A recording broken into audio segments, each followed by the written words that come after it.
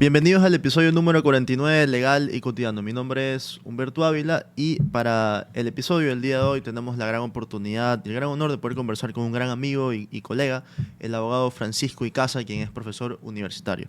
Y vamos a hablar de un tema bastante importante sobre la coyuntura política, con una pregunta que nos estamos realizando ahora la mayoría de las personas, que es si hay o no hay un nuevo orden político en Ecuador por cómo están las cosas. Primero, Francisco, darte las gracias por haber aceptado la invitación, por estar el día de hoy acá en el episodio número 49, ya a un paso del episodio número 50. Y bueno, pues cuéntame un poco qué tipo de ambiente político vemos para estas elecciones. ¿Hay un criterio formado de las personas o no? Bueno, Humberto, muchas gracias por la invitación. Un saludo a la distinguida audiencia de este programa que veo que crece cada vez más. Tiene un objetivo claro, ¿no? Informar a la audiencia y sobre todo a los invitados ponernos en una situación bastante interesante de debate y conversación. Bueno, respondiendo a tu primera pregunta, yo creo que claramente estamos entrando a un nuevo orden político en el Ecuador. Estamos empezando una nueva era en todo sentido, porque las circunstancias históricas nos están empujando a aquello. Más allá de lo que sucedió en la pandemia del COVID-19, yo creo que, como dicen por ahí, ¿no? Los cambios sociales se dan por grandes traumas sociales y la crisis de inseguridad ha llegado a un punto en el que los ecuatorianos estamos buscando nuevas soluciones, nuevas opciones, y creería que eso hace inevitable que lo que se haya hecho antes no sirva ahora, en el presente. Estamos buscando nuevas propuestas a futuro a todo nivel social en el Ecuador. Perfecto, y obviamente así como bien lo has mencionado, esto conlleva cambios sociales, tanto en la estructura también del país. Entonces, eso nos lleva a preguntarnos, entonces, en toda esta situación política que nos encontramos, ¿podemos decir que hay una fragmentación entre la izquierda y la derecha en el Ecuador? Si es que izquierda y derecha hay. Es una excelente pregunta. Yo creo que el debate ideológico en el Ecuador no está tan marcado como en otras partes del mundo, como en otras instancias de la historia, porque el Ecuador es un país que ha vivido y ha sufrido el pragmatismo mal practicado. Primero que nada, el sistema que rige en el Ecuador tiene un nombre, es el sistema populista, ¿no? El candidato en su formación ideológica, en su círculo privado, y circo, se me salió circo, no fue inconsciente, creo que fue real, en su círculo privado, no, los candidatos practican ideologías, pero a nivel público saben que las ideologías son débiles aún con el ecuatoriano promedio, ¿no? Eso quiere decir que en el Ecuador la izquierda y la derecha no se debaten por quién impone mejor un modelo ideológico, sino por quién tiene mejores propuestas populistas. Entonces, lo inevitable y lo real en el Ecuador, cuando entramos al terreno de lo que se consideraría realismo político, es que, al parecer, las ideologías son de formación privada y el populismo es de aplicación pública, ¿no? Entonces, ¿qué pasa con la derecha y la izquierda? ¿Sabes a qué estamos entrando? Estamos llegando a un punto en el que los matices se han perdido, ¿no? O sea, derecha e izquierda ya no tienen tanta distinción. La derecha y la izquierda ecuatoriana no se distinguen. De hecho, muchos movimientos, si es que algunos revisan los idearios, ¿verdad? Parecen copy-paste. No, porque seamos realistas, la formación burocrática de los partidos políticos a lo que se ha prestado es que muchos movimientos cojan el copy-paste de los idearios de otros y del estatuto de otros para que puedan constituirlo. Y resulta que hay movimientos que en el estatuto dicen que son izquierda, centro-izquierda, pero en la práctica tienen decisiones que se alinean más a la derecha, por ejemplo, en este sentido. Entonces, es muy interesante la pregunta que haces, porque lo que tiene que saber el público es que pueden leer el ideario y en la práctica el movimiento es algo totalmente distinto. Yo sé por qué líneas se mueven. Se mueven por una línea llamada encuestas. Y eso nos lleva también a decir que entonces hay ideología política y posición política, me imagino. Así Entonces, es. Excelente punto. claro, entonces digamos que practican a nivel material estos candidatos o quienes practican política o otra clase distinta a lo que sería la ideología. Sí. En pocas palabras, sí. Y yo tengo fecha para esto. A ver, el Ecuador tiene un sistema populista inherentemente, pero yo creo que esta línea en la que el marketing político empezó a dominar la política nacional se oficializó en la época de Rafael Correa, cuando nos empezamos a impresionar con el poder de la propaganda política. ¿no? Un gobierno capaz de moverse por encuestas, un gobierno que medía cada paso en base a lo que decían las encuestas, que a los políticos tradicionales y quizás al público conservador o un poco más estudioso de las políticas públicas nos parecía un horror muchas decisiones que tomaron, pero en la mayoría que respondía a las encuestas, ellos tomaron decisiones que les permitieron mantener el poder por 10 años seguidos. Claro, y eso también nos lleva, por ejemplo, en esa misma línea, ¿no? Que, ok, vemos una fragmentación de la izquierda y la derecha, no sabemos si es que hay izquierda o derecha aquí en nuestro país, evidentemente no hay ya, pero también una de las preguntas que la gente se hace ahora, que no la he escuchado, que la han respondido mucho, es, ¿se debe necesariamente entonces eliminar el sistema multipartidista? Si es que tenemos sistema multipartidista. ¿Y por qué digo esto? Es decir, limitar un poco esta libertad que existe para que se organicen en partidos políticos. Bueno, es un buen punto. Alguna vez estuve en la Asamblea Nacional en la época de Correa, en el debate que hubo en la reforma del Código de la Democracia. Y había una iniciativa que se eliminó. Los movimientos independientes, ¿verdad? Fuera de los partidos políticos. Es decir, iniciativas ciudadanas identificadas como, qué sé yo, candidaturas unipersonales que se lanzaban y que esas candidaturas unipersonales lo que hacían era englobar grupos de personas mostrándose como iniciativas políticas, ¿no? Okay. Esa opción se suprimió totalmente. Totalmente, ¿qué sucedió? El ciudadano estaba obligado a integrar un partido político, ¿no?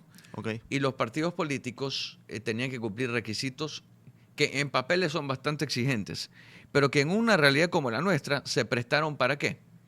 Para que todos empiecen a comerciar de esto. Entonces, de repente, el requisito era tener 300.000 firmas y de repente empezamos a ver gente que hacía negocios de vender estas firmas. Te vendo tantas firmas, te consigo tantas firmas por tanto. Donde hay un problema, hay una oportunidad. Exactamente. Entonces, la formación misma de estos partidos políticos vinieron con firmas de dudosa procedencia. No.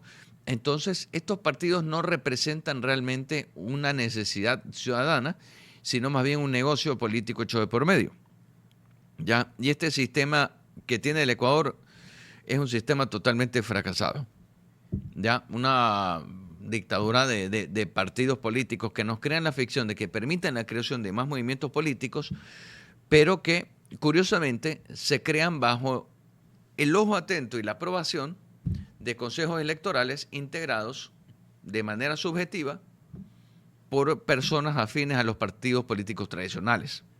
Claro, o sea, es decir, igualmente hay cierto tipo de ya negocio dentro de las mismas bases de las instituciones, ¿no? Se presta para ese tipo de negocios, ¿no? Y los mismos partidos políticos funcionan como pequeñas empresas. Bueno, como en mi movimiento no tengo que lanzarte, alquilo a $5.000 el puesto de candidato a presidente. ¿Qué dices? Claro, y eso también, por ejemplo, como existen tantos partidos políticos, vemos también una Asamblea Nacional que está, digamos, ahora presta o se ha dedicado a generar polémica y mucho show político, ¿no? Entonces, en ese sentido estricto de la Asamblea Nacional, lo que la gente se pregunta también es, ¿se debería entonces ser la participación política dentro de la Asamblea Nacional un poco más estricta, digamos, en un sentido aristocrático, por así decirlo? Excelente pregunta. Bueno, ese es un clamor ciudadano, que deberíamos de mejorar la calidad de asambleístas que tenemos. Y eso tiene una solución simple. Una reforma al Código de la Democracia y una pequeña reforma constitucional de ser necesario, en la cual el requisito para ser asambleísta, más allá de tener 18 años, hay dos requisitos que yo agregaría. Uno, al menos probar lealtad o afiliación al movimiento político de un año. Un año al movimiento político, ¿no? Y dos, al menos acreditar haber aprobado un curso de escuela de formación legislativa de 6 meses, obligatorio del Estado, para inscribirse como candidato. Yo al menos agregaría ese requisito para, bueno, salvar, como dicen por ahí, un poco los muebles. Porque que la edad sea el único requisito a cumplir, ha derivado en que tengamos listas de relleno, candidatos de relleno, ¿verdad? Y hemos llenado la Asamblea Nacional de personas que simplemente responden a lo que decide el partido, ¿no? Sin mucho criterio.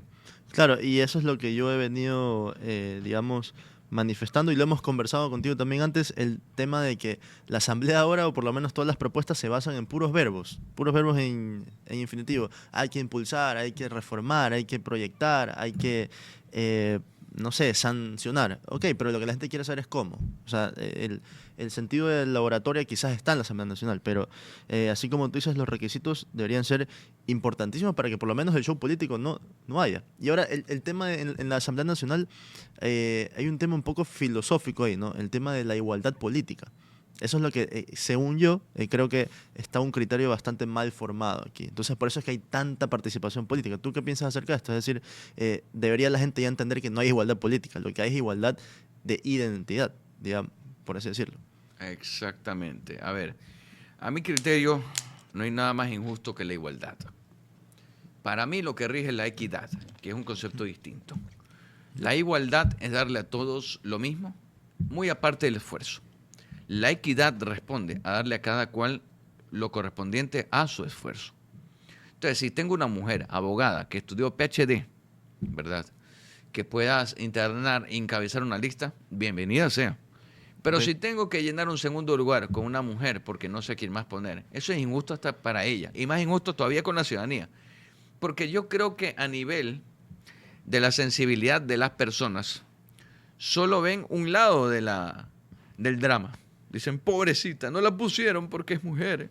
No, tienen que ver que las candidaturas no responden a la sensibilidad del candidato, sino a las necesidades de la ciudadanía.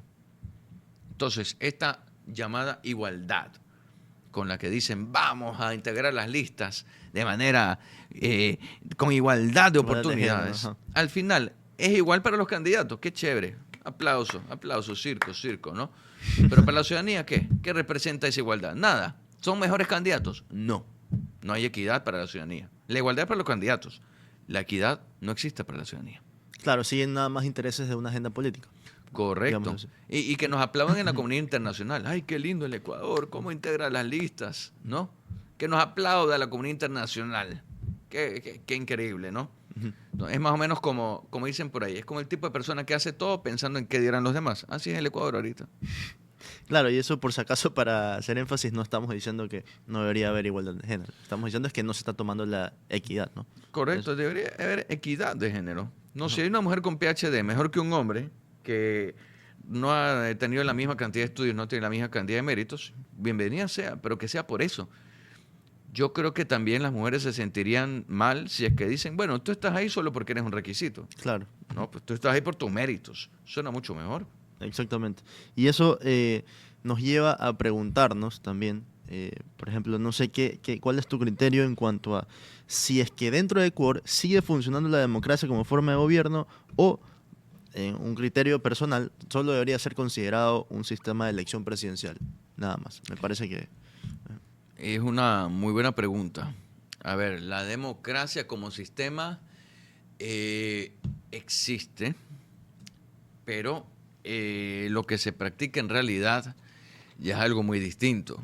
O sea, empecemos por los mismos medios de comunicación. Si bien hay una disposición de que todos tienen que tener igualdad de participación en los medios, yo creo que ya la exposición mediática de los candidatos que normalmente encabezan las encuestas es muy superior a los que están abajo. Entonces, la ciudadanía en sí, sí, tiene un sistema democrático, pero ese sistema democrático no ha sido realmente la solución para tomar mejores decisiones. Pero como dicen por ahí, la democracia no es el mejor sistema, pero es lo que tenemos ahora. Claro, es con lo que hay que trabajar. Es con lo En que hay que algún trabajar, sentido. ¿no? Si no me gusta el martillo, pues esperemos que haya una mejor herramienta por ahora. Claro, y eso también, por ejemplo, en cuanto a los intereses que quiere la ciudadanía. Lo que quiere la ciudadanía ahora es seguridad. Entonces, vemos una Policía Nacional de Fuerzas Armadas prácticamente desarmadas, en un sentido algo general. Entonces, ¿qué podrías tú a nivel de algo pragmático, ¿no? Algo de evidencia, qué podrías creer que sea un cambio primordial como para mejorar esta situación en cuanto a la seguridad? Digamos? Ya. Ya hablando de derecho penal, ¿no? Y política criminal. Ah, Tampoco. bueno. Yo, primero que nada, me voy a dirigir a la estructura de la fuerza pública. Y este es un tema que lo he hablado ya hace algunos meses. Mi idea sería, por ejemplo, la de crear una fuerza de policía militar, ¿no? como son los Carabinieri en Italia. No, vi un candidato que por ahí creo que me ha escuchado en mis redes sociales, ¿no? Que está mencionando el tema, ¿no? Sé que un buen amigo mío lo asesora. Ya sé que le está pasando el dato. Entonces, es la policía militar. Existe en Brasil, existe en Italia, que es policía, ¿verdad? Con armamento más grande, hecho para este tipo de conflictos. Porque tenemos que aceptar una cosa. Nuestra policía, con las armas que tiene, difícilmente compite con los criminales, digo, los criminales bien duros, ¿no? Que eso sí no tienen límite en el armamento. Entonces, yo creería que una de las primeras cosas es que crear esta policía, ¿verdad?, con capacidad y armamento militar. Y la policía que tenemos, que integre aún mejor la inteligencia urbana, ¿ya? Porque la policía es algo más que disparar, pum, pum. No, la policía tiene que centrarse en la inteligencia, ¿verdad? Para desarticular estas bandas no es simplemente, te encontré, te disparo, no. Para desarticular estas bandas es toda una red de inteligencia que las desintegra, paso a paso. Pero sí, necesitamos ya policía militar, porque poner a policías y militares trabajando en conjunto, entre uno y uno nos sumamos dos a veces. Tienen distintas formas de trabajo también. Distintas formas de proceder. Al policía hay que dejarlo ser policía, al militar, militar. Porque nuestras fronteras tampoco son el lugar más seguro ahora. Claro, y eso también, por ejemplo, en cuanto a el tema de la fuerza aquí. Ya la situación en la que nos encontramos es bastante grave. Ya las políticas públicas son una herramienta, es verdad, pero no son fundamentales. Es decir, no es que terminan de realizar el trabajo completo. Entonces, la fuerza ya es un elemento necesario ahorita, en la crisis que nos encontramos. Indispensable. Indispensable. Para mantener un orden. Correcto. Hay que invertir la fórmula del miedo, ¿verdad? De que nosotros sintamos miedo, ahora que los criminales sientan miedo, ¿verdad? Que sepan que ya el país legalmente por ahora no habilita del todo a nuestra fuerza pública a usar la fuerza letal. Pero nosotros, en mayoría, como ciudadanos, legitimamos que lo hagan. Porque hay que diferenciar lo que es legal de lo que es legítimo. Y en este momento, el clamor ciudadano es que estos criminales sean atacados con severidad, con toda la fuerza y fuego del Estado. Entonces, yo creo que legislativamente vamos a tener trabas. Siempre va a haber estos asambleístas, ¿no?, que tienen sobrinos, como por ahí una asambleísta que se declaró tía, pues, ¿no?, de los delincuentes, ¿no? Siempre vamos a toparnos con esas trabas, ¿no? Como decía alguien por ahí, ¿no? Eso... No hay que nombrar nombres, pero ya sabemos quién es, ¿no? Ya sabemos quién es, ¿no? Sí, ya sabemos quién. Ellos tienen esta visión paternal, idealista, utópica de la delincuencia. No. Garantista en otro sentido, ¿no? Garantista en el mal sentido. En el mal sentido. Porque son activistas de derechos humanos, pero de los delincuentes. Y las víctimas, sí. ¿Qué activistas de derechos humanos están con ellos? ¿No? O sea, lastimosamente la fuerza ya es necesaria. Porque dicen, no, mandémoslos a todos a prisión. No. Yo tampoco en ese sentido soy partidario de la pena de muerte. No. Aunque seando realista, ¿no? Que envíen a una persona a la penitenciaria litoral es casi el equivalente a una condena de muerte, porque difícilmente creo que... Claro. Es muy difícil mantenerse vivo ahí. Ajá, exactamente. O uno se une a las bandas o termina muerto, ¿no? Como hemos visto que ha sucedido. Entonces, este país ahorita está viviendo un periodo de convulsión, ¿no? Y son males necesarios en la historia. ¿Por qué? Porque de acuerdo a la teoría del conflicto, en la sociología, las sociedades solo evolucionan cuando entran a un punto de conflicto, cuando han tocado fondo, cuando ya están prácticamente en guerra. Solo la guerra y el conflicto hace que los países tomen rumbos distintos. Y ahorita el Ecuador tiene ese problema, pero a la vez tiene esa oportunidad. Claro. De decir, hasta aquí fracasó el sistema anterior, ahora sí. Un cambio directo. Correcto. Y en cuanto a estas, digamos que, penas, ¿no?, contra los criminales, ¿qué pensaríamos en cuanto a la, digamos, la sentencia de cadena perpetua? No la veo tan necesaria, por lo menos ahora. Creo que la fuerza es algo más necesario que eso. La fuerza es más necesaria. Yo soy más partidario de, bueno, digamos, de la fuerza letal en el momento flagrante criminal. Criminal que dispara, criminal que va a ser abatido. No queda de otra. Si usa la fuerza, pues, como bien dice por ahí, hierro mata, hierro muere. Así es. Yo soy más partidario de que si un criminal va a morir por consecuencia de sus propios actos, que lo haga muriendo por sus propios actos. En el momento que ataque y dispara a un ciudadano, pues que la fuerza pública lo haga con total crédito. Más que tener que poner esto en manos del Estado, más que tener que tenerlo en cadena perpetua, no tenemos recursos para ponerlos en cadena perpetua. Entonces yo diría que al menos aumentarle unos 10 años más a la pena máxima, 50 años pongámosle ahora, por acumulado. Ujú. 50 años que ingrese, supongamos que es un criminal que a los 20 años delinque, saldrá a los 70 años.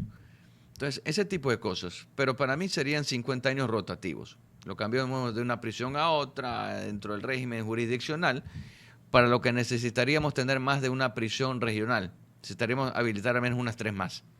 Claro, porque ya va a ser mucho el enfoque, digamos, ¿no? Exacto. En cuanto a este mismo tema de la fuerza, vengo yo divulgando una situación ya hace un tiempo también, que es el tema del uso progresivo de la fuerza, Ujú. ¿no? Que las tiene desarmadas a la Policía Nacional y a las Fuerzas Armadas. Esta ley que regula el uso legítimo de la fuerza de la Policía Nacional debería ser eliminada. Lo que yo propongo es que sí, porque ya el crimen no tiene miedo a la justicia, como tú bien lo mencionabas. Pero, ¿qué criterio nos podrías brindar? ¿Esta ley quizás tiene desarmadas a la Policía Nacional? Sí, y desarticular esta ley pues tiene que ir primero que nada por tratados y convenios internacionales, porque tiene origen realmente en un manual internacional de uso progresivo de la fuerza. Claro. Entonces el Ecuador tendría que obviamente tomar este tipo de iniciativas más o menos tipo Trump. Ujú. Decir, bueno, hasta aquí llegamos con estos tratados internacionales vinculados al uso progresivo de la fuerza, que están vinculados al tema de los derechos humanos, porque los derechos humanos son la vertiente, pero este tipo de cosas, uso progresivo de la fuerza y manuales de procedimiento policial y fuerza pública, son vertientes del tema de los derechos humanos, que obviamente yo no reniego de ellos porque son necesarios, pero fueron diseñados para proteger a los ciudadanos de los abusos del Estado, respondiendo a un momento histórico como fue la Alemania nazi. Pero en este momento son nuestra propia trampa, porque desde los mismos tiempos de la guerrilla colombiana, que fueron los primeros que hablar de derechos humanos, y los de Sendero Luminoso en Perú, también empezaron a hablar de derechos humanos, terminó en que los pájaros disparan a las escopetas, ¿no?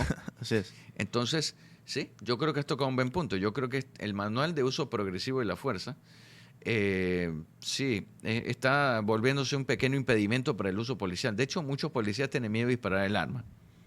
A Así todo es. esto también hay un tema económico ahí. Para cada bala que disparan les cuesta. Claro. Entonces, o después de disparar, hay un procedimiento que hacen en Estados Unidos también, que les confiscan el arma hasta estudiar las circunstancias en las que se usó el arma. Claro, y no solo esto, pero hay un tema importante también con el nivel de su capacitación, que no me parece que está un poco baja en cuanto a primero capacitarlo sobre este manual. Obviamente me parece que lo están capacitando en sentido negativo, es decir, prácticamente lo están capacitando para decir, oye, tú tienes que pasar 10.000 pasos antes de poder disparar un arma. Así tú estás viendo que está robando. Pero bueno, el tema también es que no está en la misma consonancia, digámoslo así, la Policía Nacional con el sistema de justicia, es decir, con el Poder Judicial. Entonces, aquí en este sentido, debe, obviamente ya la fuerza debe ser necesaria, pero en cuanto a nuestro Poder Judicial, deberíamos, o es una buena propuesta que tengamos jueces sin cara ya. Sí, a estas alturas ya. Deberíamos de tener jueces sin rostro. No digo que sea la solución definitiva, pero sería algo auxiliar. Ayudaría Ok. bastante. Y que despachen desde consulados y embajadas fuera del país. O sea, que no estén aquí en el Ecuador, que estén en otros lados. Ya se ha vuelto algo necesario. ¿Por qué? Porque mucha gente ve una cara en la moneda, en la cual dicen, uy, pero el juez dejó libre al líder mafioso. Si era obvio que era un líder mafioso. Claro. Pero el mismo juez se pregunta, ok, yo sentencio contra él, y fuera de esta corte, ¿quién garantiza mi seguridad? Claro. Entonces, existe ese temor entre los funcionarios judiciales. Y lo sé porque he hablado con algunos jueces, de los pocos honestos que hay, y ellos tienen ese temor de que nadie les puede garantizar a ellos su seguridad posterior a fallar contra estos mafiosos. Y esto nos lleva a también, por ejemplo, es un deterioro aparte de la corrupción que existe, pues, ¿no? Entonces, a nivel institucional, digamos, qué requisitos podrían haber también tanto para los jueces, porque, bueno, es verdad que el Estado no les garantiza esta seguridad. Sin embargo, también vemos un sistema de justicia que está un poco en decadencia a cuanto a criterio de derecho, por así decirlo. Entonces, unos requisitos quizás podrían ser, no sé qué opiniones tengas al respecto, capacitación semanal a los jueces, por ejemplo. Semanal, correcto. Yo inclusive iría por el tema de la edad. Nuestros jueces son bastante jóvenes, la mayoría. Ujú. Entonces, yo propondría que en el caso de los fiscales, pues ya tengan de 20, de 30 años para arriba. Y en el caso de los jueces, de 40 años para arriba, ¿no? ¿Por Ok. qué? Porque hay fiscales que recién salen de la facultad de Derecho. Yo no sé cómo acreditan experiencia, pero no tengo idea. Eso supuestamente tiene que ver con la experiencia que acreditan. Pero nuestros requisitos para ser jueces, nos han puesto jueces. A ver, yo teniendo 39 años debería estar contento. Ay, qué bien, le están dando oportunidad a los jóvenes. Pero en realidad no. Hace falta algo más que cumplir requisitos profesionales para ser juez. Hace falta una trayectoria, experiencia, poder contrastar la ley con la vida, en ese sentido. Porque un juez no es un simple memorista de la ley, es alguien que le da sentido a la ley. Y para eso hay que tener cierta trayectoria y experiencia de vida. Claro, a nivel práctico, sobre todo. A nivel práctico, exactamente. Entonces, yo creo que nuestro sistema de justicia tiene que ser totalmente reestructurado. Y asimismo hay jueces que no se han actualizado, ¿verdad? Jueces que ya están, no digo caducos en edad, sino caducos en criterio. No, porque Claro. uno puede tener una edad avanzada, pero si sus criterios son actuales, es útil. Pero si sus criterios, ¿verdad?, son anteriores, no se ha actualizado, es caduco. Claro, no sirve ya. Ujú. Ujú. Ahora, casi ya ir para finalizando un poco la conversación del día de hoy, ¿qué te parece el sentido de la forma de gobierno? En este caso, ya cambiando un poco al tema político. eh, la gente hace unos años se hizo una encuesta a nivel regional, ¿no? El Latinobarómetro, si no me equivoco. Y mucha gente, había un gran porcentaje de gente que prefería una dictadura, por así decirlo. Pero se habla mucho de que estamos en una de dictadura actualmente. ¿Se podría usar esta dictadura en un mejor sentido si es que estamos en una dictadura? Bueno, propiamente no creo que cumpla los requisitos para ser una dictadura. O sea, no considero que estamos en una dictadura, pero no obstante, respondiendo a esa necesidad que las personas dicen de un dictador, yo creo que lo dicen en referencia a la fortaleza institucional del Poder Ejecutivo, ¿verdad? En pocas palabras, responden al clamor de un Poder Ejecutivo que haga lo que está llamado, a ejecutar las cosas, a hacerlas posibles, ¿no? Porque el legislativo, sabemos su competencia, redactar leyes. El judicial, hacer valer las leyes. Y el ejecutivo, ejecutar políticas públicas, ¿no? Entonces, en un país como el nuestro, que hemos vivido años de trabas entre el Ejecutivo y el Legislativo, peleas, pugnas, tirarse la responsabilidad, yo creo que lo que hace falta realmente es un poder ejecutivo que tenga claras sus competencias y los Ok. ejecute en base a las limitaciones o en base a las atribuciones de su competencia. Porque mucha gente, y esto a todos los poderes del Estado, todos, o sea, no específicamente uno, desconocen sus competencias. Solo veamos la campaña. Hay asambleístas haciendo campaña que van a regalar casas. ¿Cómo es eso? Entonces, Claro. desde la misma campaña, ¿verdad? Ya empiezan ellos a delegitimar su propio cargo. Entonces, ¿por qué la Asamblea Nacional tiene tan baja aprobación? Muy aparte de que, a vivas luces, es un circo. ¿Qué ocurre? Los votantes de esos asambleístas se topan con, oye, ese es el asambleísta que me prometió una casa y no me ha dado casa. ¡Pum! Todas las promesas de campaña las sienten incumplidas. Claro, y el populismo, pues no. Y viene todo ese sistema populista, ¿no?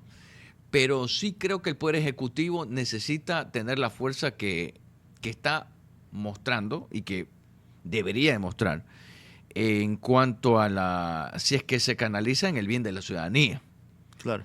Porque si ya tenemos un gobierno blando como el anterior, que fue un poder ejecutivo que prácticamente rogaba que no lo voten, ya estamos hablando de algo que no responde al proceso histórico del Ecuador.